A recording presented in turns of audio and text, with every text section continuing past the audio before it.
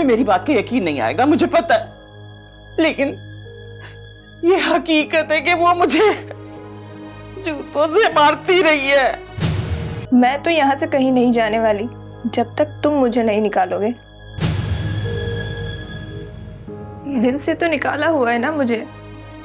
इतना प्यार है तुम्हें अपनी बीवी से कि बचपन की मोहब्बत को दिल से ही निकाले बैठे हो। सोच कर बोया करो कि काटना भी है कभी। एक फरहान ही तो है जिसने मुझे अब तक बचा के रखा हुआ है, वरना मैं तो कब की मर खप चुकी होती। जब तुम्हारा कसूर नहीं था तो मेरा कहाँ था? तो मैंने कब कहा कि तुम्हारा कसूर था? तो शादी क्यों नहीं की अभी तक? चुप बेशरम, अपनी मोहब्बत से भी कोई कहता है कि शादी कर लेती।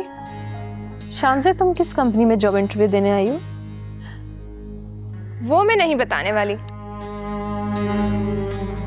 अरे मेरी बात का गलत मतलब मत लीजिएगा, असल में ना वो मुझे नजर बहुत जल्दी लग जाती है।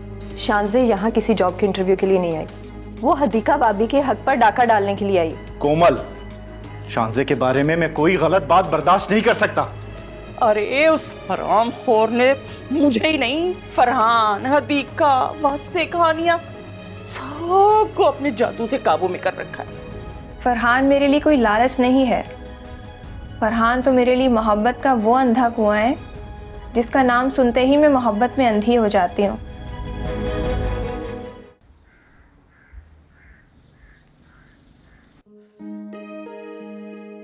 शाफी, ये केमिकल बॉन्डिंग क्या भला है यार?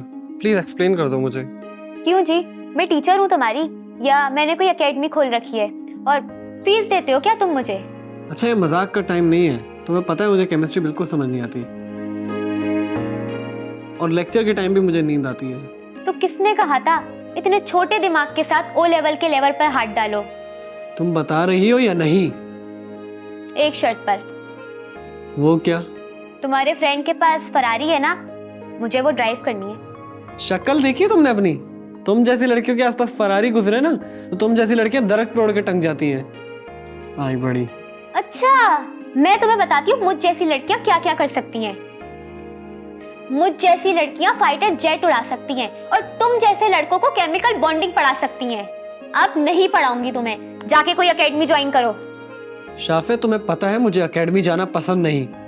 तो किसी ऑनलाइन एकेडमी की सब्सक्रिप्शन ले लो, लेकिन मेरा सर ना खाओ। अच्छा, तो मतलब नहीं बताओगे तुम मुझे? अयान, मुझसे दूर रहना वरना मैं मॉम को कॉल कर दूंगी। मॉम तो कल शाम से पहले नहीं आने वाली, उससे पहले मैं तुम्हारा मुंह तोड़। अयान, मुझसे दूर रहो।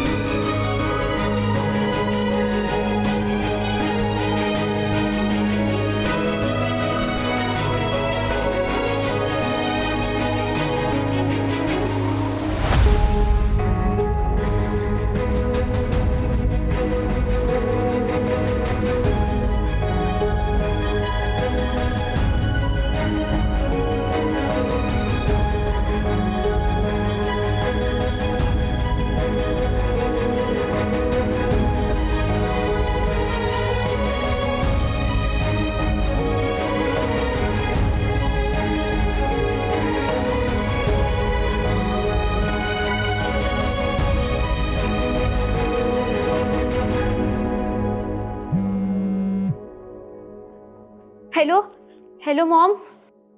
हाँ शाफे, बोलो, कॉल कर रही थी तुम? मॉम, वो डैड घर पर आ गए। क्या?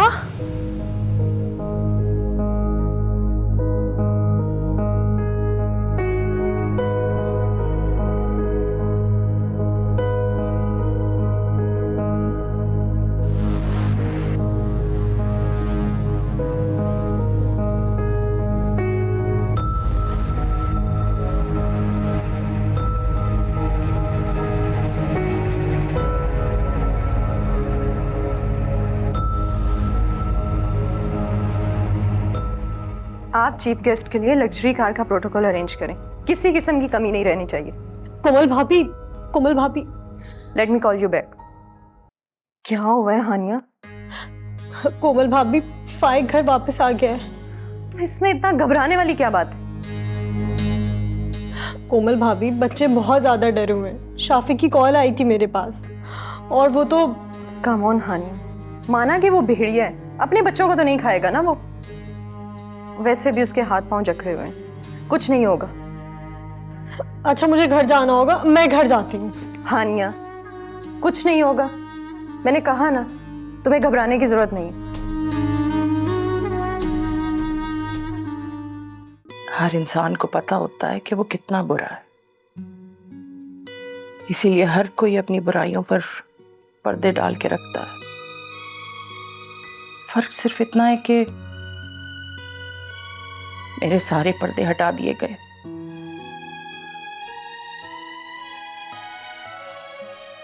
और शायद शांजे तुम्हारे दिल से निकली हुई आह लग गई है मुझे। मैं अच्छी तरह जानती थी कि तुम और फरहान एक दूसरे को टूट कर चाहते थे। कई रातों तो फरहान रोता रहा इसलिए कि मैंने तुम दोनों की मंगनी तोड़ दी थी, और उससे कहीं ज्यादा तो तुम रोई होंगी, है ना? मुझे माफ कर दो मेरा बच्चा उस बात के लिए।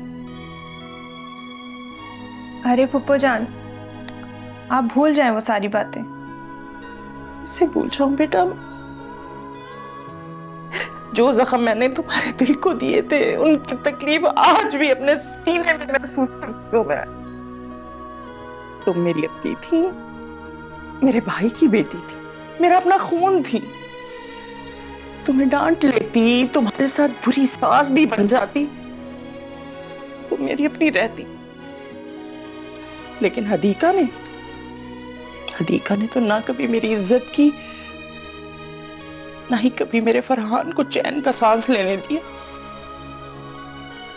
और तो और मेरे घर से मेरी हुकूमत का खात्मा करके वो खुद मुझ पे हुकूमत करना चाहती थी।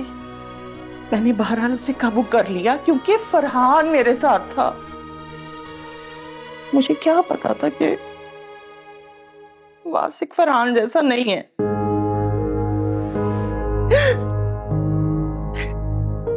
तुम सोच भी नहीं सकती जो सुलूक कोमल ने मेरे साथ किया है।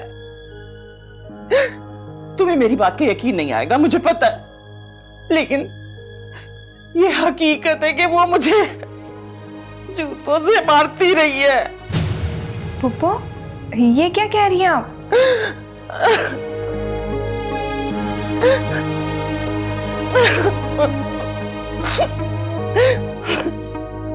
हानिया, अगर हदीका भाभी के हक पर डाका डालने की कोशिश की गई तो ना मैं शांजे को छोड़ूंगी ना तुम्हारी अम्मी को, इसलिए तुम्हें मेरा साथ देना होगा। अच्छा बताएं आप मुझे क्या करना होगा? शांजे तुम्हारी अच्छी दोस्त है, उसे समझाओ कि चुपचाप यहाँ से चली जाए, और फरहान भाई को ये एहसास दिलाएं कि वो शांजे को भूल जाए। वो बाप बनने वाले हैं, उनकी बीवी पर पहले ही बहुत जुल्म हो चुका है, इतना बड़ा जुल्म नहीं होने दूंगी अब मैं।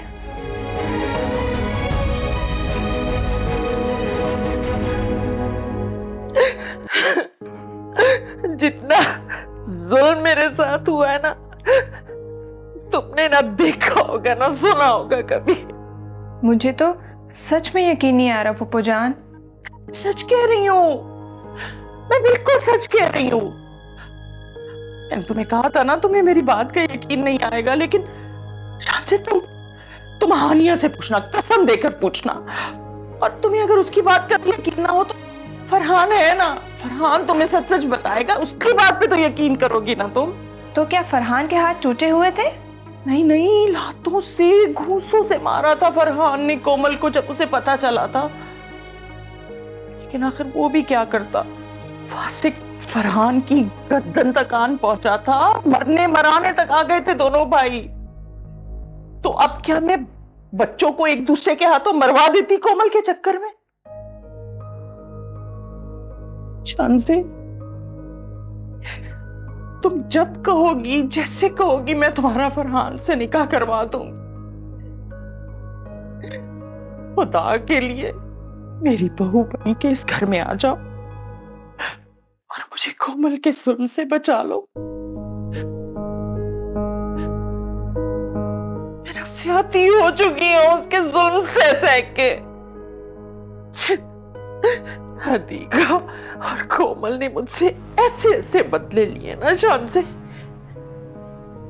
कि मुझे तुम्हें खुल के बताने पे भी शर्म आ रही है।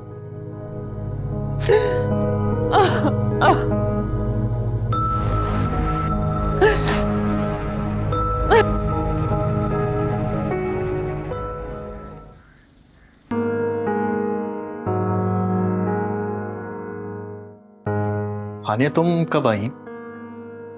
दोपहर में आई हूँ। परेशान क्यों लग रही हो? पहले आप मुझे ये बताएं, आप क्यों परेशान नहीं लग रहे? हदीका भाभी का कुछ पता चला? बैठो बैठो, मैं समझाता हूं। तुम जानती हो मैं कहां से आ रहा हूं? मैं एक साइकोथेरेपिस्ट के पास गया था अपनी दिमागी हालत चेक करवाने। क्या? परेशान होने की जरूरत नहीं है हानिया, उसने मेरी सारी फिक्रें दूर कर दी हैं। उसने मुझे बहुत तसल्ली से समझाया कि फिक्र ना करो, हदीका जहां भी होगी बहुत सेफ होगी। लेकिन कैसे? उसके मुताबिक वाज़ेह तौर पर हदीका ने अपने बच्चे को कत्ल होते हुए देखा है अम्मी के हाथों। ये गुस्सा, ये फ्रस्ट्रेशन उससे दोबारा बर्दाश्त नहीं होती। उसने मुझे समझाया कि जितना जज्बाती मैं हूं ना, उससे 100 गुना जज्बाती एक मां होती है अपने बच्चे के लिए। जानती हो अम्मी इतना सख्त दिल होने के बावजूद कोमल की मारे क्यों बर्दाश्त करती रही? क्योंकि वो अपने बेटों को आपस में लड़ता हुआ नहीं देखना चाहती थी। उसी साइकोलॉजिस्ट ने समझाया कि हदीका जहां भी होगी सेफ होगी, और उसने बताया कि हदीका खुद बहुत जल्द राब्ता करेगी और अपनी खैरियत का भी बताएगी। सच फरहान भाई? हाँ मेरी बहन, अब तो मेरी पूरी सपोर्ट रहेगी हदीका के साथ। उसके अकाउंट में पैसे भेजता रहूंगा एक्स्ट्रा, उसकी कॉल का इंतजार करूंगा, उसकी जेब खर्च से ज्यादा पैसे भेजूंगा उसे, ताकि उसे एहसास हो कि फरहान उसके साथ है। अच्छा फरहान भाई, अम्मी ने आपसे शानजे के बारे में कोई बात तो नहीं की ना? कैसी बात? मेरा मतलब है, कहीं वो आपकी और शानजे की शादी का तो नहीं सोच रही? क्या हो गया आनिया तुम्हें? अम्मी ने कभी ऐसी बात नहीं की और ऐसा कुछ होगा भी नहीं। तुम्हारे जहन में कहां से आई ये बात? वो मुझे ना, नहीं फरहान भाई को ये नहीं बताऊंगी कि कोमल भाभी को ये खदशा है। खैर ये सब छोड़े, आप ये बताएं, आप शानजे से मिले? हाँ, सुबह हम एक साथ बैठे हुए थे सारे, अम्मी, मैं, वासिक, कोमल और शानजे। अच्छा, अभी कहाँ है वो? कौन, शानजे? हाँ, शानजे का ही पूछ रहा हूँ। अम्मी ने शानजे को मेरे रूम में जगह दी है, जब तक वो यहाँ है वो मेरे रूम में ही रहेगी। मैं मिल के आता हूँ उससे।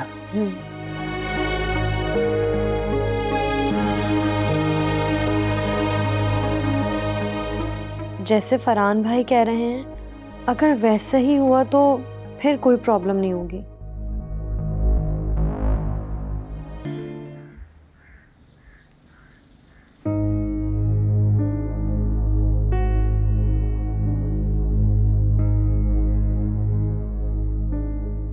फूफो की तरफ से कोई रोक टोक नहीं है फरहान, पहले की तरह। तुम्हारी तो बीवी भी घर पर नहीं है यार, और तुम्हें डर किस बात का है? उस कोमल भाभी का, जिसने अम्मी को भी डरा कर रखा हुआ है। बैठो मेरे साथ, इधर आओ।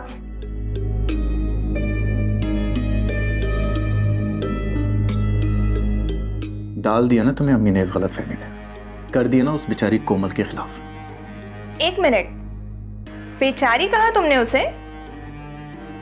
शान से पता नहीं अम्मी ने तुमसे क्या बातें की हैं, लेकिन एक बात कंफर्म है कि अम्मी के अलावा इस घर में सारे ही बेचारे हैं।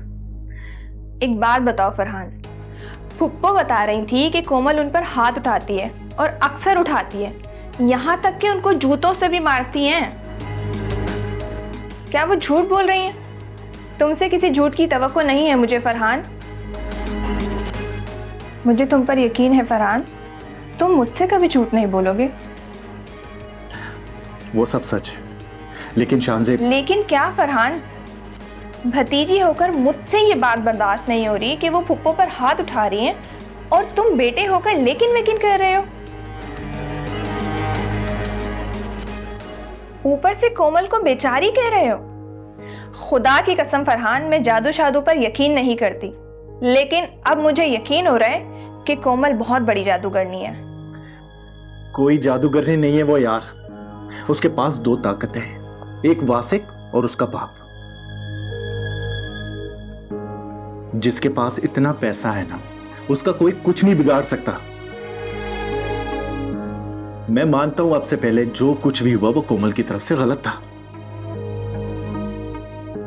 लेकिन अम्मी ने ही मजबूर किया था ये सब कोमल को करने को। मेरी बात सुनो, शाफे, आयान और फाइक से मेरी बात हो गई, तुम्हें घबराने की जरूरत नहीं। बस शानज़े को भेजने के बाद तुम वापस जा सकती हो। लेकिन कोमल भाभी, अब अगर ज्यादा लेकिन वेकिन किया ना तो किडनैपर्स की तरह बांध के रखूंगी तुम्हें। अच्छा ठीक है।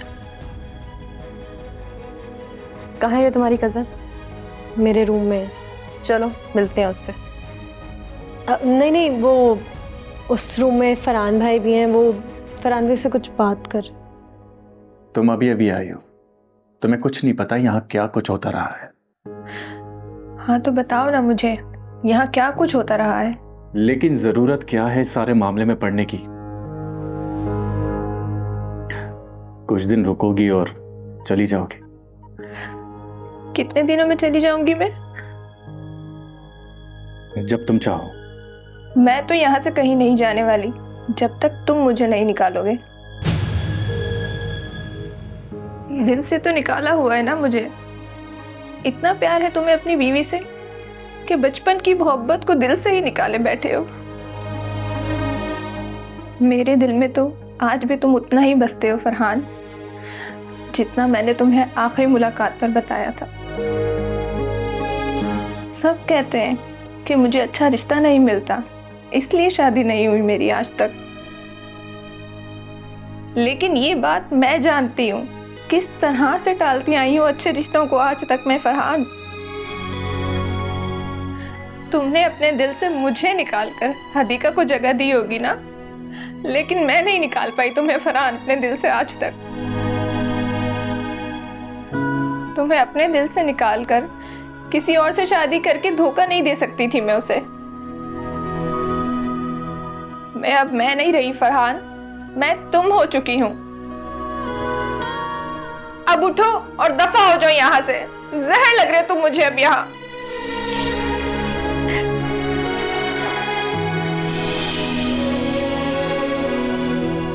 आप ऐसे क्यों रिएक्ट कर रहे हैं जैसे कुछ गलत करते हुए पकड़े गए फरहान भाई? मैं तो शानज़े से मिलने आई थी। अगर आपकी मीटिंग हो गई हो तो मैं अपनी नंद से बैठकर बात कर लूं। आपकी फर्स्ट कज़न है तो मेरी नंद हुई ना। क्यों शानज़े, क्या हम बैठकर बात कर सकते हैं? जी तशरीफ लाइए।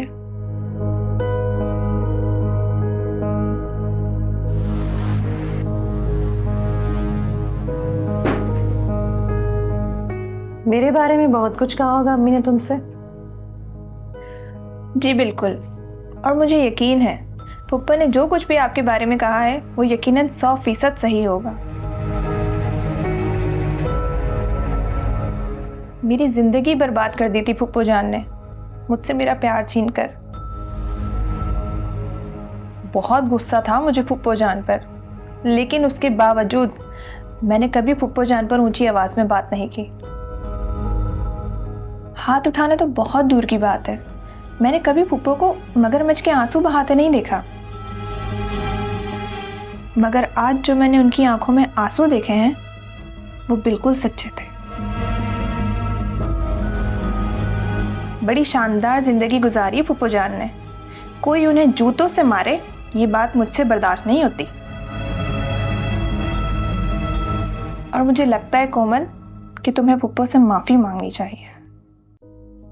2 बार मांग चुकी, उन्होंने 1 बार भी कबूल नहीं की।